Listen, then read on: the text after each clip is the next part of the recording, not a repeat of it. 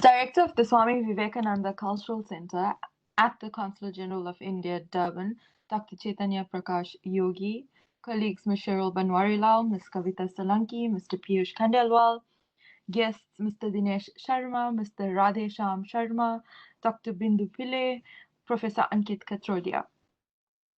Audience members and guests, it gives me great honor in welcoming you to today's program, Day 4 of India's Heritage Week celebrations. Without further ado, to begin today's program, I'd like to call upon Ms. Kavita Solanki to render a song. Thank you, Shishti ji. Namaskar, everyone. This song is like a challenging song. जब नाव जल में छोड़ दी तूफान ही में मोड़ दी ले ली चुनौती सिंधु से फिर पार क्या मझधार क्या फिर पार क्या मझधार क्या सब छोड़ सुख की कामना आरंभ कर दी साधना संघर्ष पथ पर बढ़ चले संघर्ष पथ पर बढ़ चले फिर फूल क्या अंगार क्या फिर फूल क्या अंगार क्या जब नाव जल में छोड़ दी तूफान ही में मोड़ दी मृत्यु जहाँ वरदान है प्रिय प्राण तृण के समान है रण को किए प्रस्थान है रण को किए प्रस्थान है फिर जीत क्या और हार क्या फिर जीत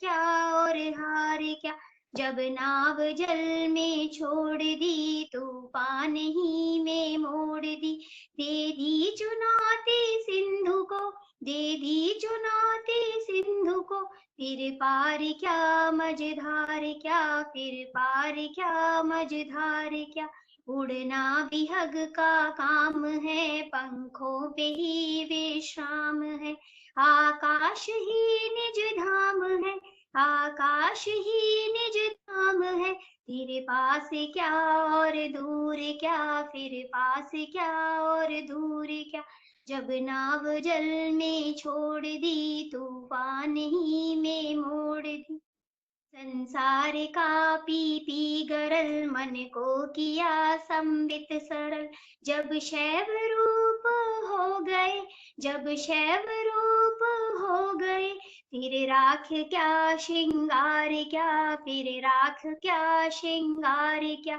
जब नाव जल में छोड़ दी तूफान ही में मोड़ दी ले ली चुनौती सिंधु से ले ली चुनौती सिंधु से फिर पार क्या मझधार क्या फिर पार क्या मझधार क्या थैंक यू धन्यवाद Thank you so much, Kavita ji, for that beautiful song. Our first guest speaker for today's program is Mr. Dinesh Sharma, the Vice President and CFO of Olam International Limited for the regions South and East Africa, based in Durban. Mr. Dinesh Sharma will share with us today his heritage and legacy on the state of West Bengal. Hello, friends. It's a great privilege and honor to speak about my state on this occasion of India Heritage Week. I come from the land of Royal Bengal tigers. That's right, I'm from the state of West Bengal. Although I was born in Rajasthan, but I was brought up in the city of joy, Kolkata. Hence, I am a Bengali by heart and by soul. Home to bookworms, football maniacs, fish lovers, and the famous Durga Puja celebration. That's West Bengal for you. West Bengal is a state in the eastern part of India. It lies between the Great Himalayas on one side and the Bay of Bengal on the other. It's the fourth most populous state in India with a population of more than 91 million people. Bengal, or Bangla as we fondly call it, is one of the richest provinces in India in terms of its art, culture, and history. There's hardly any house in West Bengal where a kid is not trained in some form of art, be it music, dance, or drama. West Bengal has given some of the finest actors, singers, and musicians to the Bollywood industry, right from likes of S.D. Burman, Kishore Kumar, R.D. Burman, to the likes of Mithun Chakravarti, Kumar Sanu, Rani Mukherjee, Bipasha Basu, Preetham, Arjit Singh, Shreya Ghoshal. The list is endless. Bengal also gave India's first Miss Universe in form of Susmita Sen. Bengalis are very emotional and highly nationalist people. Their contribution in India's independence from the British is second to none.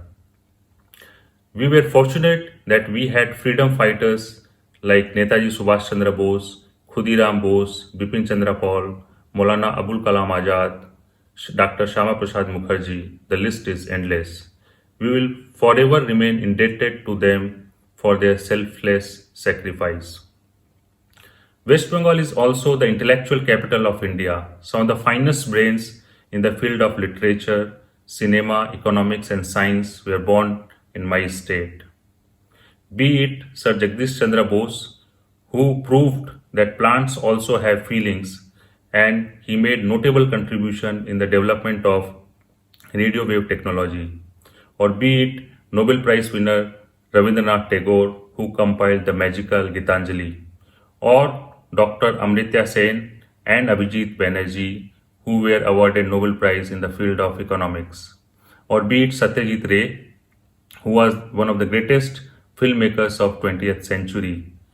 Ray was awarded Oscar for his contribution to the world of cinema, and he was the second film personality after Chaplin who was awarded the honorary doctorate by Oxford University. Bengal is also the land of great seekers and devotees. The great Swami Vivekananda, Sri Ramakrishna Paramahansa, Ma Sarda were all from Bengal. Sri Chaitanya Mahaprabhu and Sri Prabhupada ji had graced the land of Bengal. The magnificent headquarters of ESCON is located in a place called Mayapuri in West Bengal. Not to forget, the Bengalis are the big foodies and they really enjoy their food. In Bengali culture, they believe that a pot belly is a sign of prosperity and well being. Since I am a vegetarian, I love my aloo sukto, posto bora, jhuri bhaja, luchi aludom, and cholar dal. My entire family is big lover of street food in Kolkata, be it puchka, ghugni, or chow mein, jhal mudi, aloo chop, cutlet, etc. And not to forget the delicious sweets like Rosagolla, Sondes, and Misti Doi. Bengalis love their fish like anything and they can talk about it for hours. And if it's Ilsha Mach, then they just go crazy. Some interesting facts about West Bengal. Kolkata was India's first capital in British India until 1911. Kolkata Metro was first underground metro railways in India. Short Lake Stadium is the second largest football stadium in the world, and Eden Gardens is the oldest cricket stadium in India. College Street is the largest book market in India, and you can get any used books on any subject in this market at a throwaway price. There are two World Heritage sites in West Bengal. One is Sundarban National Park, the home to Royal Bengal tigers, and the second is Darjeeling Himalayan Railways, which lies in the beautiful town of Darjeeling in the Great Himalayas. Finally, it's a land of Ma Kali and Ma Durga, where women are treated with utmost respect. We Bengalis love to address our daughter as Ma, and not to forget, the only woman chief minister at the moment in India is from West Bengal. Thank you. Thank you so much, sir, for that beautiful, insightful remarks. We will now be playing a short video on the state of West Bengal.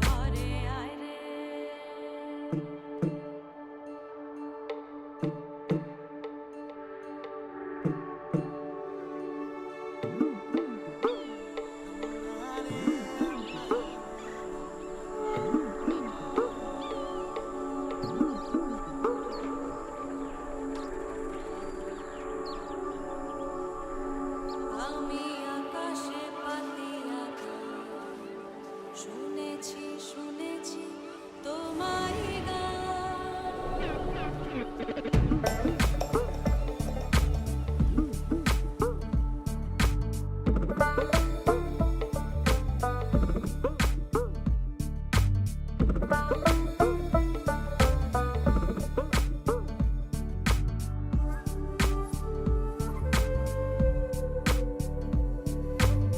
আমি তোমারই সপেছি প্রাণ গো বিদেশিনী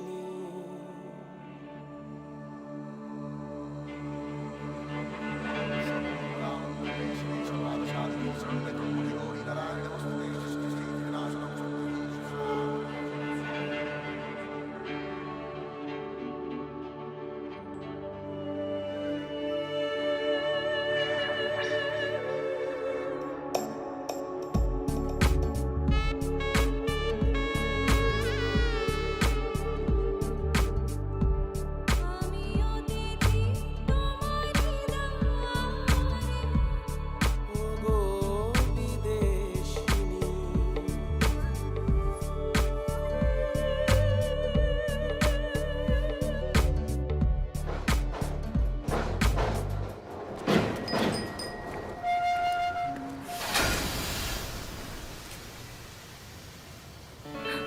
আমি চিনি গো চিনি তোমারে ও গো বিদেশিনী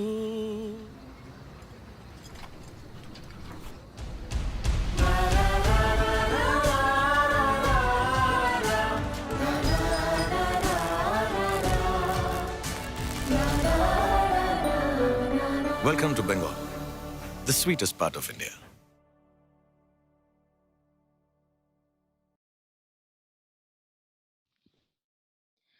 Thank you.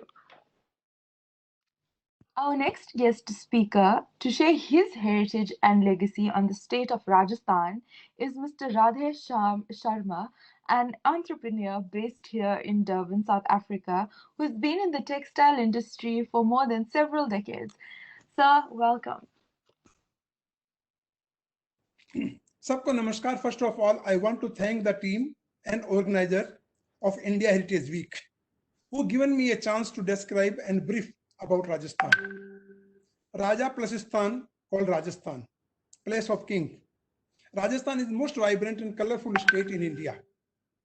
Jaipur Pink City is a capital of Rajasthan. Lots of Hindu call Choti Kasi also to Jaipur. Before independence, there were some independent states ruled by Rajputs. There is a great history of Rajput like Maharana Pratap, Prithviraj Chauhan, who fought with Mughals for their An, Ban and Shan. Even as on today, we have Rajputana rifles in our army. When you get time, please read about Gora and Badal of Mewar. Rajasthan has lots of tourist attractions. All the big cities have their own identity. Jaipur, the pink city. Ajmer, the white city. Jodhpur, the blue city. Udaipur is the city of lakes. Jaisalmer has brown ocean. Chittorgarh is famous for the valor of Maharana Pratap.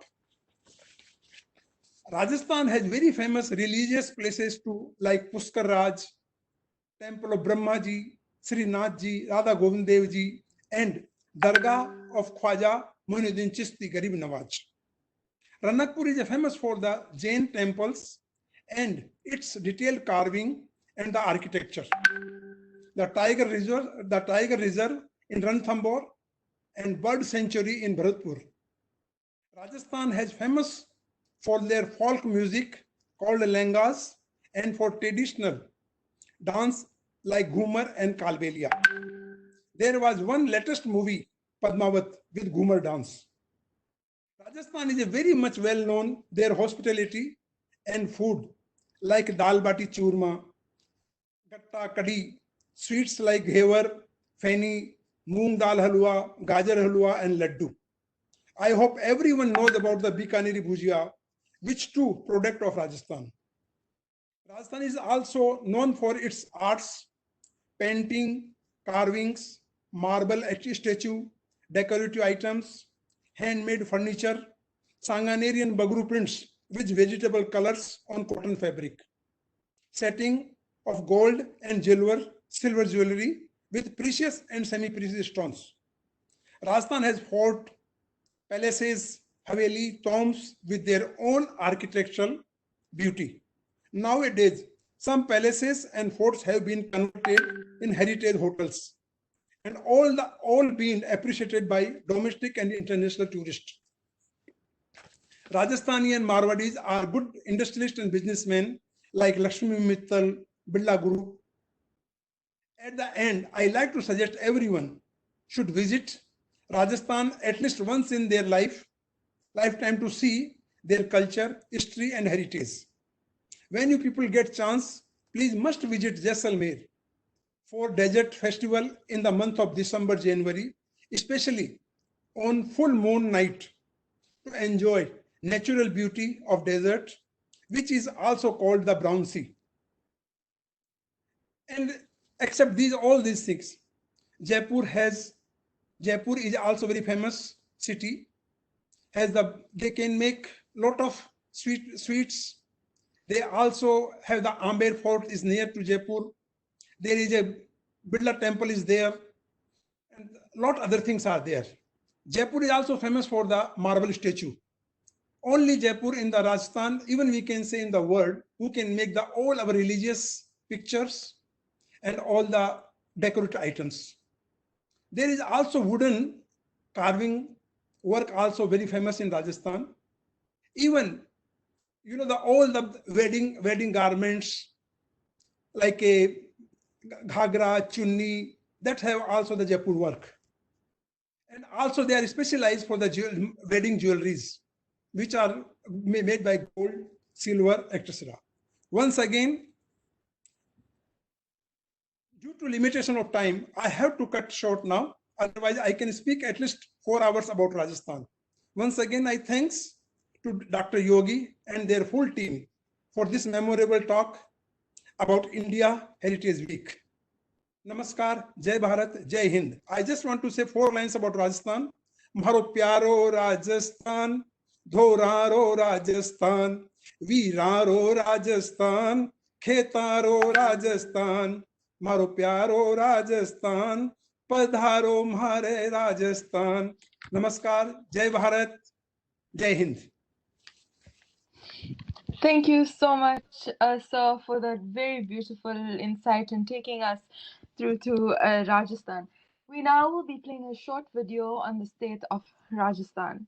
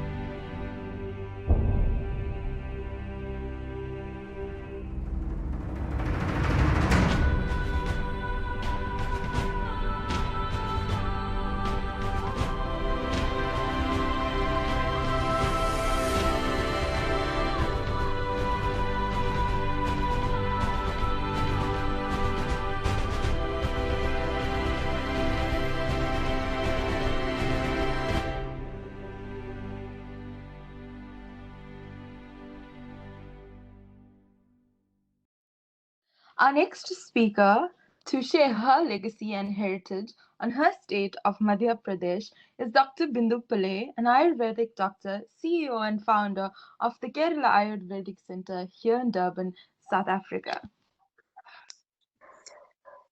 Namaste and good evening to everybody. And on the onset, I'd like to thank the Indian Consulate and especially the Swami Vivekananda Cultural Center for hosting this Heritage Week. It's such a wonderful initiative, and I'm really honored and privileged to be here on this show and to be talking about my country. And listening to all the speakers talking about India is very nostalgic. We are missing India so much now, but we're happy to share our thoughts about our state and India to all the people in South Africa. Like you can see from my name, I'm Bindu Pillai, Bindu Nair from Kerala, but I'll be speaking about my state, Madhya Pradesh, because though I'm from Kerala, my father being in the army, we traveled the whole country, but we loved Madhya Pradesh so much that we finally decided to settle down in MP due to his culture, its convenience for education, and the people, especially in Madhya Pradesh. So we stayed back, and I'm so happy to talk about MP. MP, if you see, it is, we always like to say it is a very understated state as such, though it was a very large state. If you see area wise, it was the biggest, I think the largest state before 15-20 years. It was divided into two different states, Madhya Pradesh and Chhattisgarh, for easy governance. And now it is the second largest state after the Rajasthan. I think it's the second largest state in area. But besides being the largest state, it is also, if India is incredible, Madhya Pradesh is the heart of the incredible India, because we are right in the center of India. And Madhya Pradesh state is surrounded by, if you see, we have our borders attached to 5 or 6 states. We are surrounded by Rajasthan, Gujarat, Uttar Pradesh, Chhattisgarh, Maharashtra. All these states are surrounded. So we have our borders. We are close to all the other states. And the main thing about Madhya Pradesh is it has also, if you see the business wise, it has the largest reserve of diamonds and copper in the country, right? But some things that generally most of the people don't know about tourism is one of the reasons that we couldn't have good tourism. There was not easy access with the airplanes till last 10 years, maybe. Before that, it was well connected with trains and buses and all, but you didn't have plane access to most of the places except for the capital, maybe Bhopal. But now in the last 10 years, it's well connected. So a lot of people are coming to Madhya Pradesh. But Madhya Pradesh is a state which I think 30% of our land has forest coverage. And Madhya Pradesh is housed to 9 national parks in the country. So, which is, if you come to MP, you can see very good wildlife. We have the very famous Kanha National Park. We have Pench, which is the famous ones. We have the Bandhavgarh National Tiger Reserve. And I'm sure everybody has heard about Rudyard Kipling's Jungle Book, isn't it? So inspiration for Rudyard Kipling's Jungle Book came from the Madhya Pradesh, from the Pench National Reserve. So that is there. And also in tourism, if you see in MP, it is also the house for, it has been conferred with 3 UNESCO heritage sites. So one of the main, which brings a lot of tourists there, one of the first ones that we have is the Sachi Stupa, which is Buddhist temple, which was built by Ashoka the Great, the great emperor Ashoka the Great. And it is a very nice, very good temple, a 3rd century temple. A lot of international Buddhist monks and tourists come there to visit that. And secondly, very famous, another temple is the Khajuraho temples, the sensual carvings of the Khajuraho temple that celebrates love. And it was built around 1950, between 1950 to 1050 AD.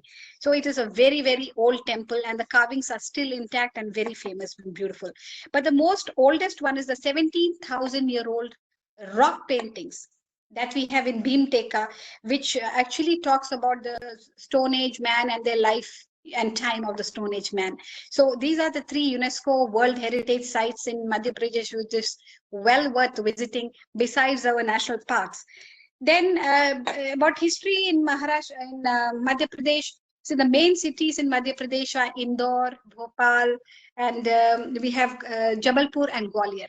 Now, Indore, if you see, it's a very, very cultural state, you can say, because the culture is imbibed into the society, and it has a lot of Maratha culture in it, because the Indore itself was ruled by a Maratha queen, Devi Ahalya by Holkar.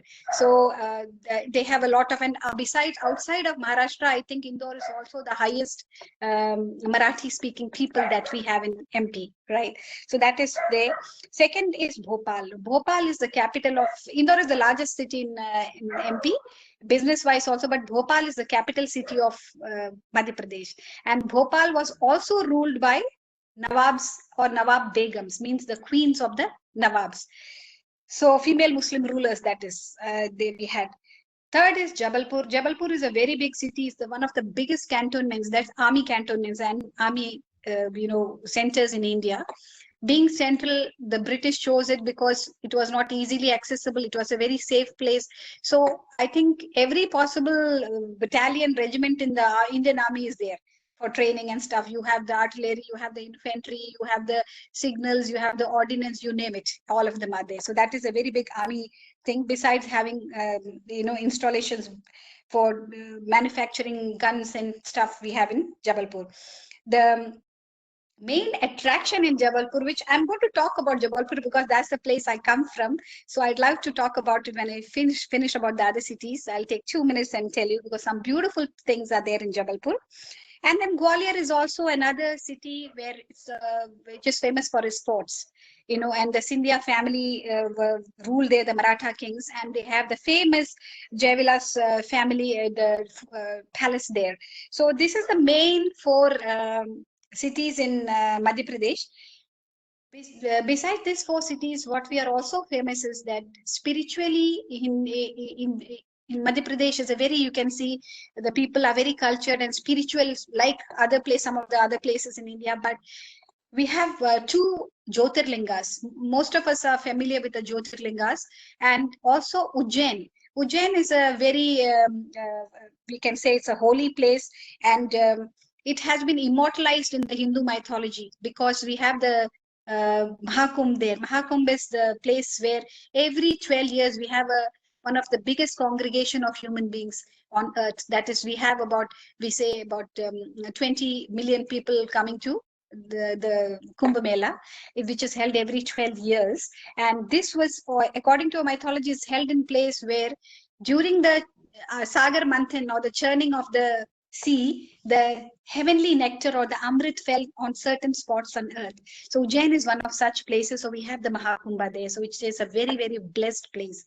And also it is said that the Lord Shiva lived in Ujjain in Mahakaleshwar. So you have the Mahakaleshwar temple, which is a very powerful Jyotirlinga. So see the 12 Jyotirlinga temples, the most powerful temples for Shiva we have in India. 2 of them are in Madhya Pradesh. One is the Mahakal, and second is Omkareshwar. So these 2 temples are on the, Omkareshwar is on the bank of the Narmada river. Again, Narmada is the largest river in Madhya Pradesh. And about Narmada, we can say that in India, in Madhya Pradesh, we like to say that Ganga Ma is naturally for everybody, all of us. Ganga Ma is very holy, and we dip in all our sins are washed. But we like to say in Madhya Pradesh, Ganga Maiya ne dubki markar, means you take a dip in Ganga Ma and all your sins are washed. But Narmada Ma, say darshan matra, means just to see her, your sins from 7 lives are washed out. She's so blessed. And just like that, we have the Narmada Aarti every evening, like how we have in Ganga. So this is about the main temples and heritage part in Madhya Pradesh. Besides this, a few beautiful things that we have is saris. The hand-woven beautiful saris. Madhya Pradesh is famous for a lot of hand-woven stuff, handicrafts also, but our famous saris is Chanderi silk sari and Maheshwar cotton and silk saris. If you ever go to India, if you have a collection of saris, you must keep this as a part of your collection. And this is hand-woven by our handicraft weavers. So that is there. Then Hindi is the main language in MP as such.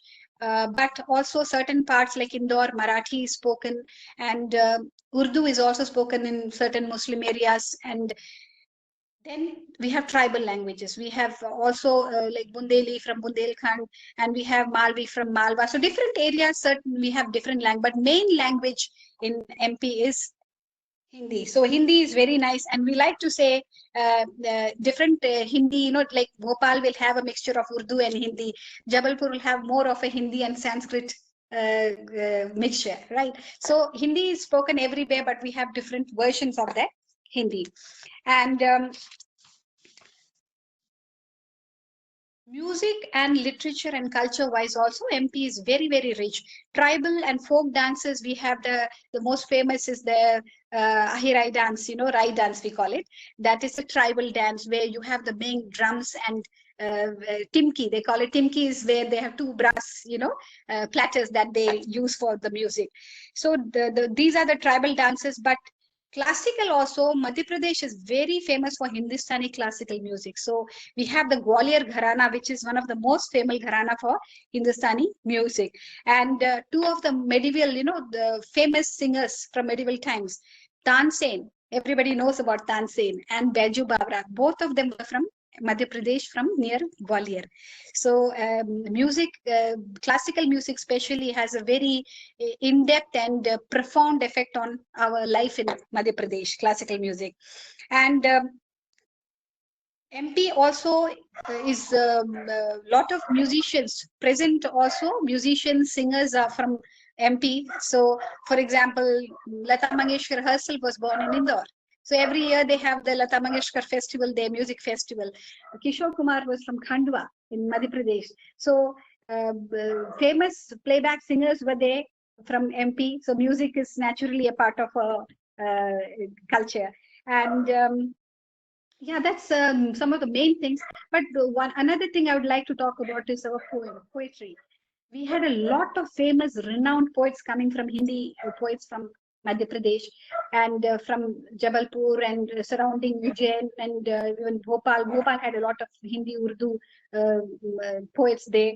But two renowned people that everybody knows about. One is Makhanlal Chaturvedi, and second is Atal Bihari Vajpayee, our previous Prime Minister. Both of them from MP. And Makhanlal Chaturvedi actually was the first Sahitya Academy winner, and also he was conferred with the Padma Bhushan by the government of India. So that is about Madhya Pradesh. Little bit I'd like to tell you about Jabalpur. Jabalpur, I'm hearing people talking about different states, and you'll see in India different states are famous for, like, people have cities, Garden City, Pink City, you know, Lake City. So every place is famous for something. In Jabalpur, yeah, I was telling you about two famous places, which I'll tell you, but we are basically known as Sanskar Dhani. We are famous, our city is famous for Sanskar or culture. So the people here from long time, it's called like Sanskar Dhani, and they give a lot of emphasis on culture. You know how you bring up your family, have the respect for elders, your religious scriptures, whatever your religion may be. This is a part of the culture there, and you can actually see it when you go there. The whole of India is naturally, you know, respectful towards elders, but when you go to MP, you will see the specific culture where they show extreme respect to elders. They touch us. They don't say just like us, Namaste Pranam. Mostly they'll touch your feet and say Charan Sparsh. So you can see that beauty of culture there in Jabalpur mainly. And the two beautiful places worth visiting in Jabalpur, one of the main thing is the Narmada River. When it flows through the beautiful, Jabalpur has 10 feet high valleys of pure white mountains. Marble mountains, which is a rare thing to see. Mountains of white marble is very rare to see. And the Narmada River flows through the valley. It's absolutely beautiful, and they have the boats going through it. And then it comes and it falls into a very big waterfall, which is called Dhuandar. Dhuandar is like, it's like smoke. That is why it's called Dhuandar. It's a very high and very what you call deep waterfall. So this is a very famous place to visit in Jabalpur. A lot of people come to visit this marble site. And on full moon, Sharad Purnima especially, there's a festival held, music festival on Sharad Purnima. the famous renowned singers are called to Jabalpur to perform. And during that day, the whole night they have boat, what you call you can go in the boat rides in between the Narmada Valley in the night. Rest of the days, late in the night, they don't have. But it's an absolutely amazing, once in a lifetime experience in full moon to see the white marble valleys and the Narmada River. So, like Mr. Radhesham said, if you talk about India, we can carry on talking. But since we have limited time, I would like to conclude by saying, whenever you make a plan to visit India, also please make a plan to visit Jabalpur, because Jabalpur, or the whole of MP, in fact, because you can make a trip to MP, because most of the other places you might have seen, but MP has a lot to offer and you'll enjoy the beauty of Madhya Pradesh. Thank you very much. Once again, I'd like to thank all of you. Namaste and Jai Hind. Thank you so much, Dr. Bindu Pillai, for your really beautiful insight, deep insight on your state of Madhya Pradesh. We now I would like to showcase a short video on the state of Madhya Pradesh.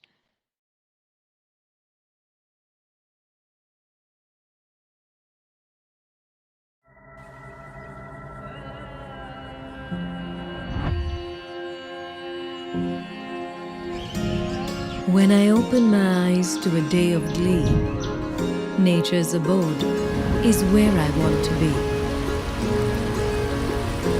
Enchanted by its scenic charms, I desire to bask in its blissful arms.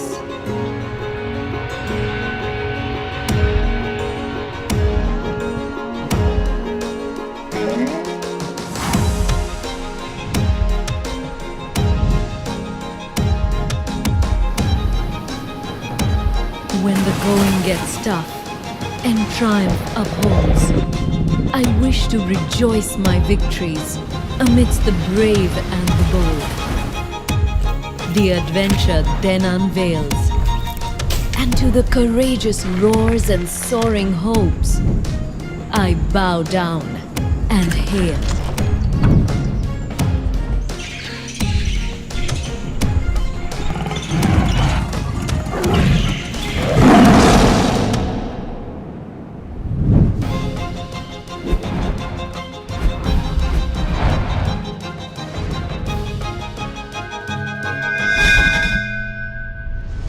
For the times when the spirit is at peace, I seek the divine, and uncertainty I seize.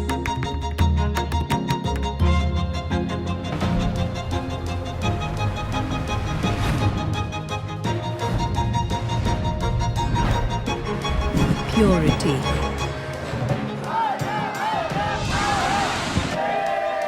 power, passion, and pleasure.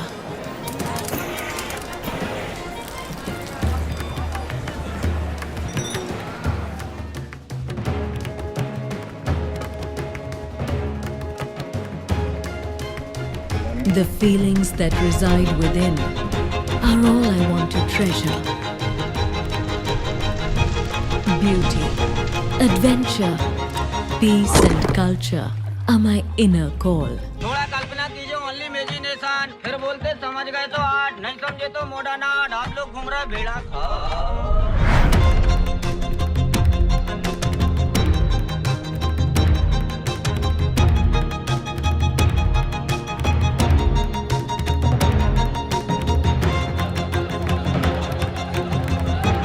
I am the heart, and I desire it all.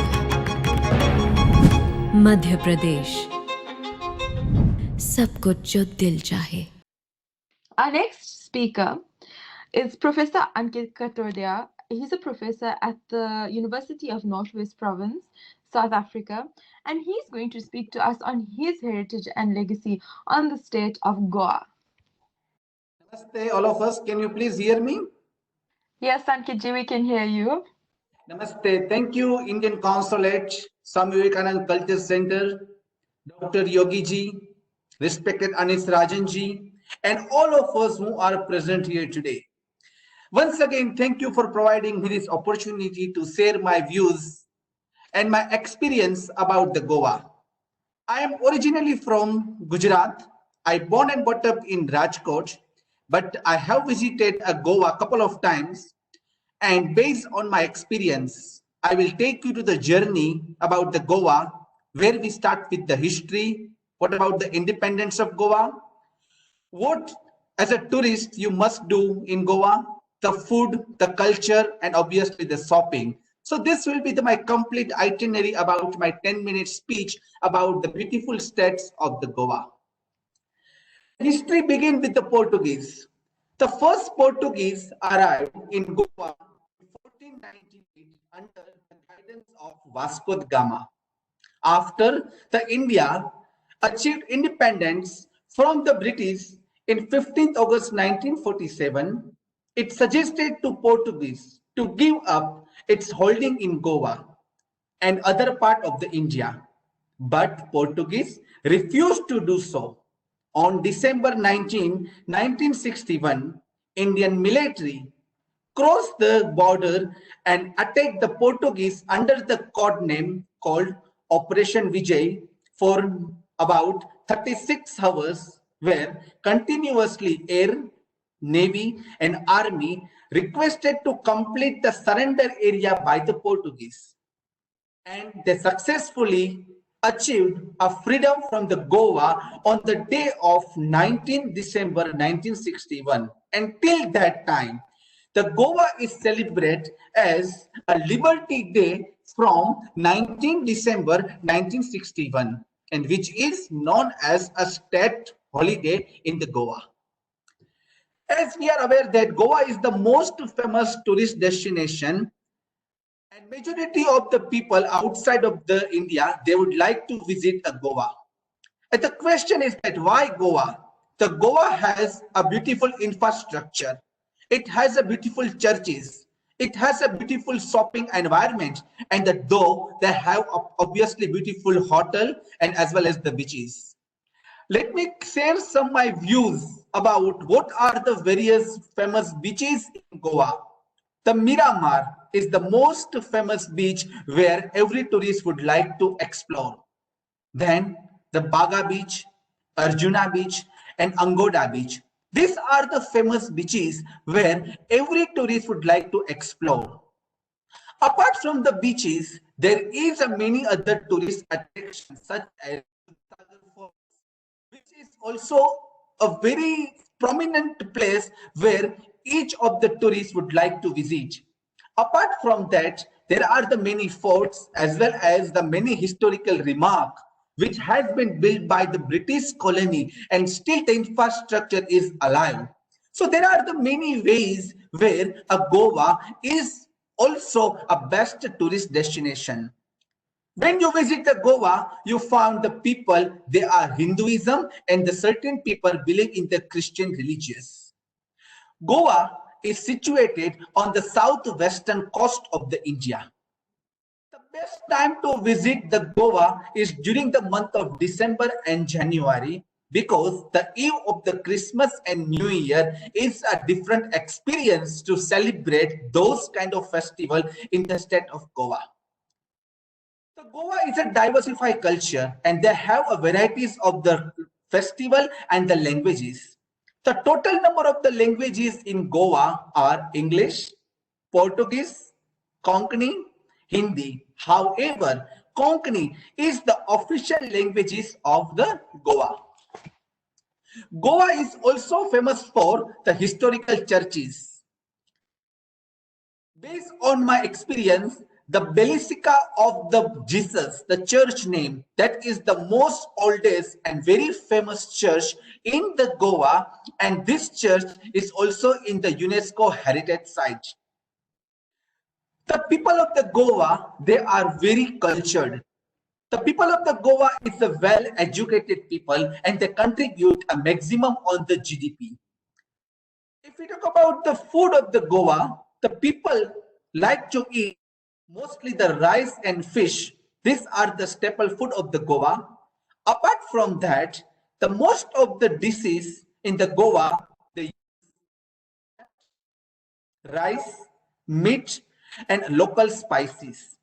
In terms of the local spices, kokum is the most used spices in majority of the houses in Goa.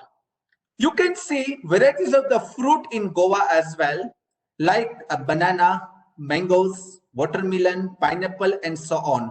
But mango is also a national fruit of the India and easily available in the Goas of the varieties of the mango.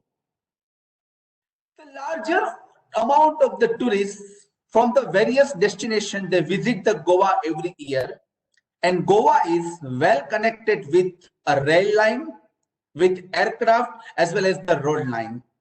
Goa has an international airport and it is well connected with the various international airports globally. Now it's coming to mind that when we visit the Goa, what should we bring at our home?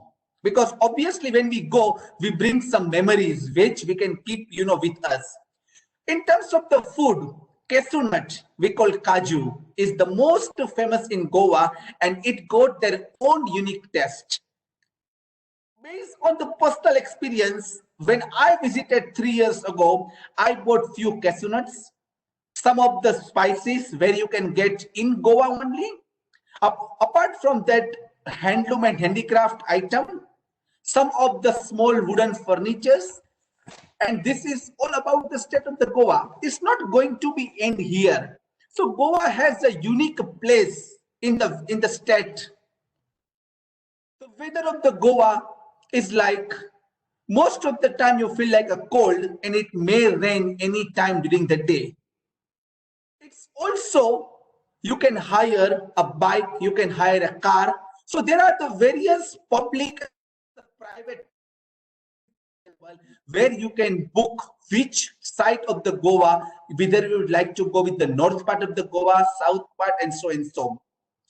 In terms of the hotel, you can find a 5-star hotel and you can also find a guest house. So Goa is the people who are the rich and who are the average people. Each of the people can afford to visit the Goa, and it has a unique environment which can bring you to the joy, to the peace, and to the harmony.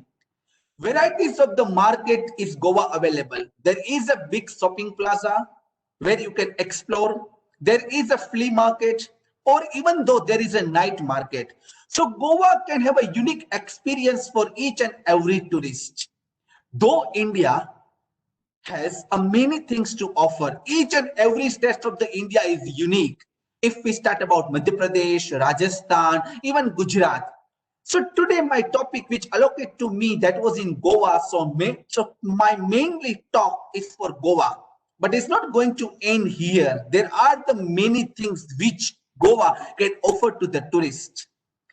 So once again, I have thrown some of my knowledge of the Goa. And before I conclude, I would like to thank you, all of you, for the Indian Consulate, South Africa, Durban, Dr. Yogi ji, Anis Rajan ji, Srishti, Kavita ji, all of those for this wonderful initiative during this lockdown time. And thank you for allowing me to share my views and opinion. I thank you my speech. Thank you. Thank you so much, Professor Ankit ji. That was really insightful on your state of Goa. So now we would like to show a short video on the retro state of Goa.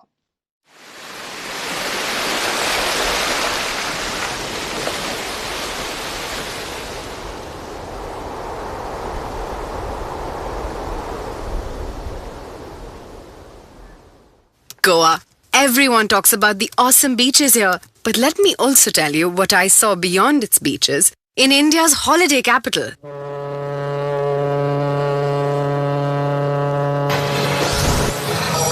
Goa. What can I say that hasn't been said about Goa's beaches? I don't know anywhere else in the world where you can find excitement like this.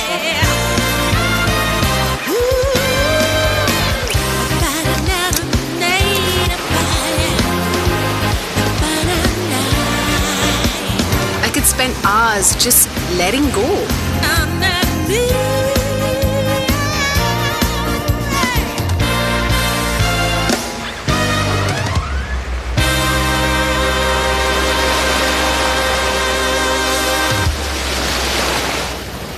adore the ocean. So imagine how thrilled I was to take a closer look. To explore the beautiful fish and coral underwater.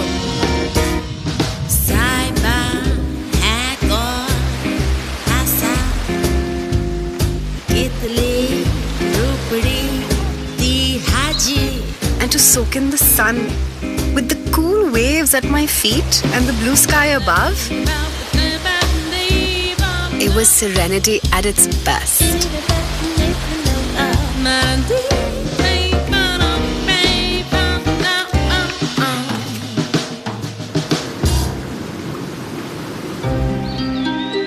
I would have never guessed that Goa had lush greens like these.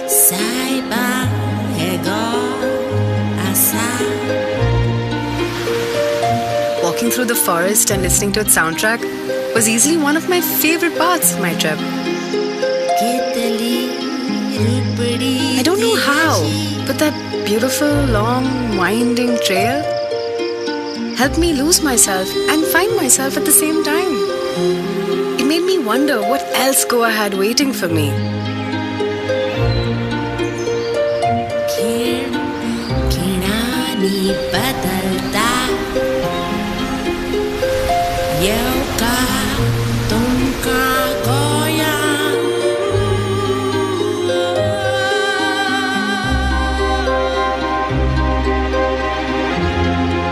And there sure was a lot more waiting.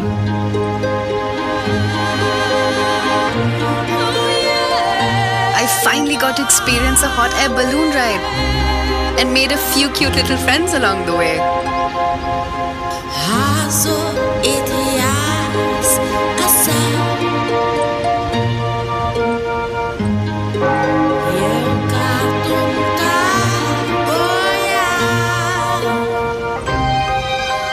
The churches and temples of Goa are really a sight to behold.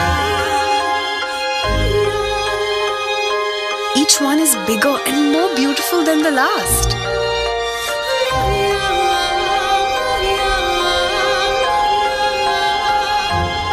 If you're looking for inner peace, this is where you'll find it. And if you're a shopaholic like me, then you'll be spoiled for choice.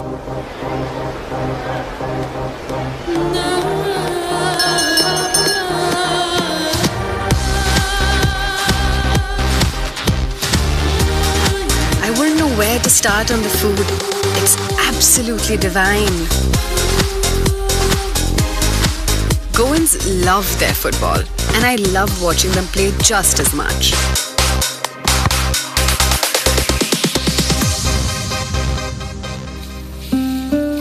With each setting sun, the holiday capital was working its charm on me. If I were to make a list of things to do in Goa, it would take me days. Because no matter how much you explore, there's always more to see. There's a surprise hidden in every corner.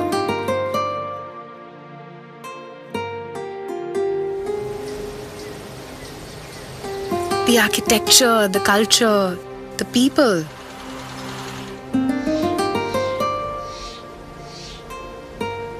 I quickly learned to always carry my camera with me, even on a quick walk around the block. You never know what you might miss.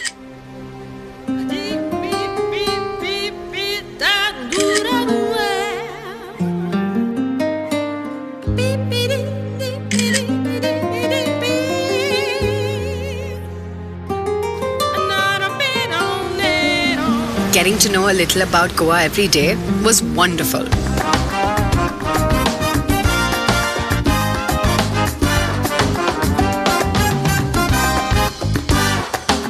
But the nights, that's when it comes alive.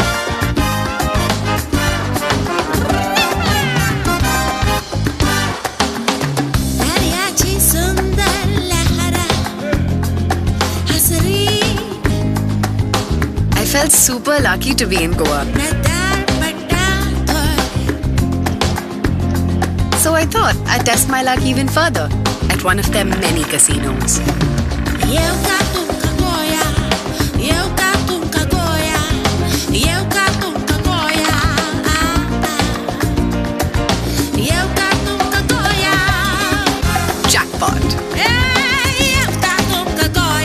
Boy, do Goans know how to celebrate.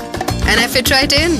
From boat parties to clubs and folk dancing, the amazing nightlife kept me out and about every night.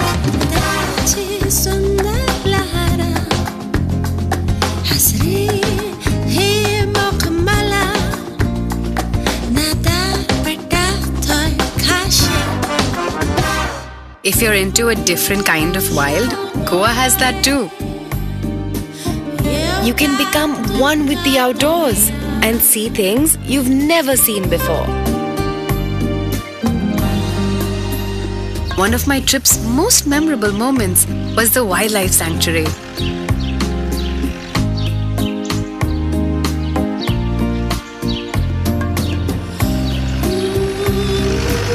A few friends and I woke up early and headed to the perfect spot to catch a glimpse of something majestic.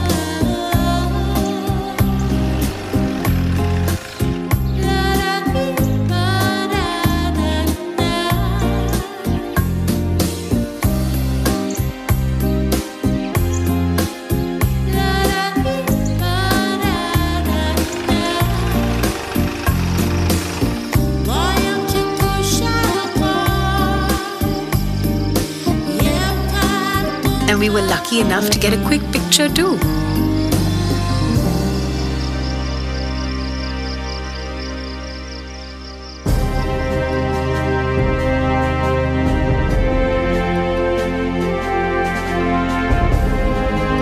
The spice plantation is one of the most fascinating out of all of Goa's hidden gems.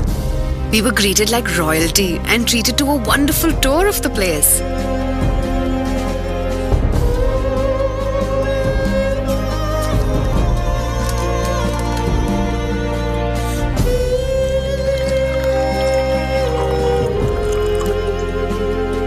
The aromas, the atmosphere, the colors, it was like heaven to my senses.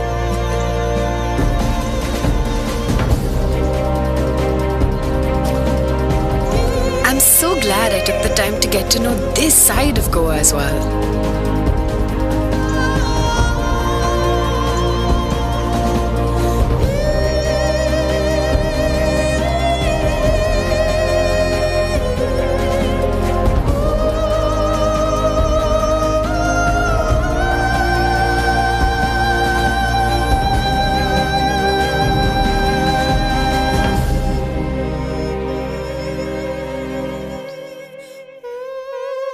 At the end of my week in the holiday capital, I'd fallen in love.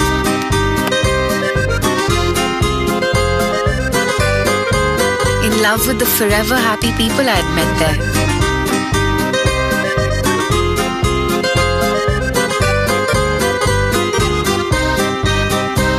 दरियाची सुंदर लहरा हसरी ही मोखा मला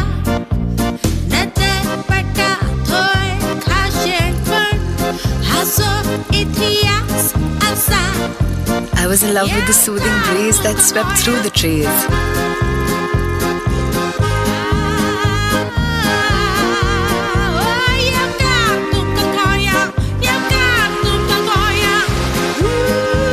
I'd fallen for the stories that emanated from the walls of Goa's countless forts. And of course, for the sea, the sunset, and all the magic beyond. By the end, I was left feeling bittersweet. I didn't want to leave, but I knew I'd be back.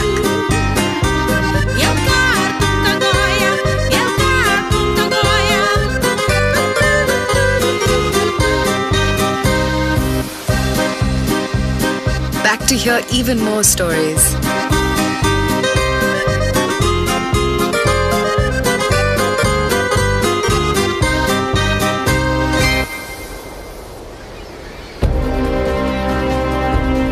Back for more of my ocean.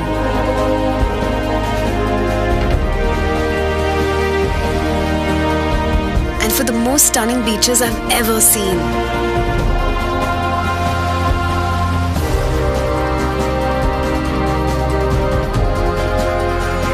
And all the crazy friends I'd made.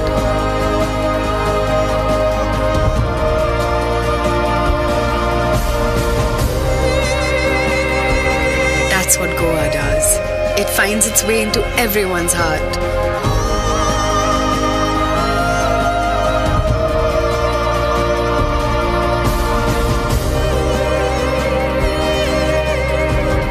Because there's truly something for everyone.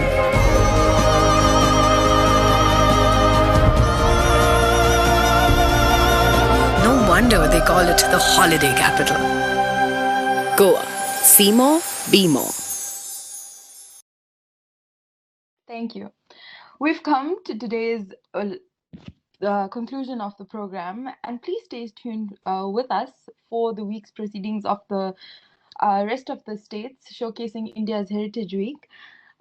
Without further ado, I'd like to call upon Ms. Cheryl Banwarilal to render the vote of thanks for this evening.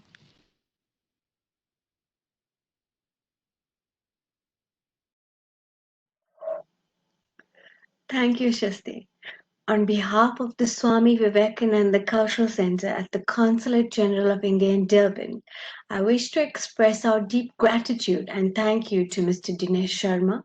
I would like to say a huge thank you to Mr. Radhe Shyam Sharma. I would like to express our deep gratitude and say thank you to Dr. Bindu Pillai. I would like to say a huge thank you to Professor Ankit Khajoria.